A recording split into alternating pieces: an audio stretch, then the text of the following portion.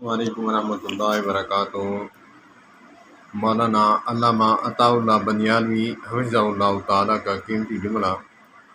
وہ فرماتے ہیں میلاد مصطفیٰ صلی اللہ تبارک و تعالیٰ علیہ وآلہ وسلم پر ایک حدیث بیان کرتے ہیں ہمارے بھائی کہ خواب دیکھی کسی کافر نے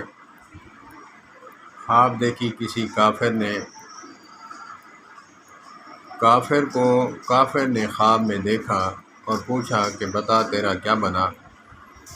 کہا کہ اللہ نے میرے ساتھ معاملہ یہ فرمایا کہ جس انگلی سے میں نے اشارہ کیا تھا، غلام آزاد کیا تھا، اس انگلی میں سے شہد دودھ نکل رہا ہے اور میں مزے سے پی رہا ہوں۔ تو آگے سے کہتے ہیں کہ میلاد جو ہے اسی لیے ہم مناتے ہیں۔ تو مولانا عطا اللہ بنیالوی حافظہ اللہ تعالیٰ فرماتے ہیں کہ خواب دیکھا کافر نے کافر کو، اور قرآن پاک میں ہے تبت یدا ابی لہب وتب۔ ابو لہب نے کہتے ہیں کہ لونڈی آزاد کی تھی، غلام آزاد کیا تھا۔ تو قرآن پاک میں ہے تبت یدا، اس میں وہ فرماتے ہیں کہ دونوں ہاتھ ہلاک ہوں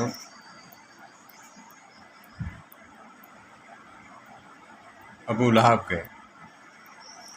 تو وہ فرماتے ہیں کہ دونوں ہاتھ مکمل یا دونوں ہاتھ کی 9 انگلیاں۔ تو مولانا عطا اللہ بنیالوی حفظہ اللہ تعالیٰ فرماتے ہیں کہ دلیل بھی وہ بنائی جو دلیل بنتی ہی نہیں۔ یار لوگ دلیل وہ بناتے جو دلیل بن تو سکتی، دلیل بن ہی نہیں سکتی۔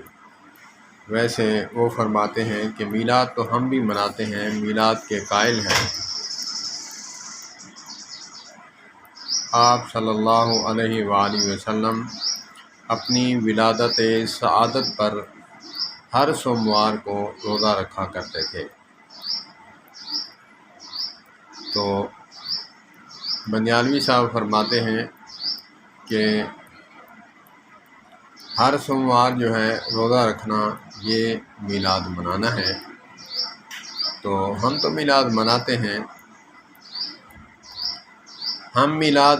ہیں، یہ جملہ مولانا محمد الیاس گھمن حفظہ اللہ تعالیٰ کا ہے۔ وہ فرماتے ہیں کہ ہم میلاد مناتے ہیں بڑوں والا، تم مناتے ہو بچوں والا۔ بچے جب نبی پاک صلی اللہ تبارک و تعالیٰ علیہ وآلہ وسلم مدینہ پاک تشریف لائے تو بچوں نے جو ہے اشعار کہے تھے، خوشیاں منائی تھیں۔ طلع البدر علینا من ثنیۃ الوداع وجب الشکر علینا ما دعا للہ۔ تو عید والے دن بچے جو ہیں رمضان کے دن جو ہے بچے خوشیاں مناتے ہیں، کھانے کھاتے ہیں، روزہ تو نہیں رکھا ہوتا۔ افطار کے ٹائم بچوں کی موجیں ہوتی ہیں، وہ مال کھاتے ہیں، اور بڑے جو ہیں وہ روزہ رکھ کر اللہ کو راضی کرتے ہیں۔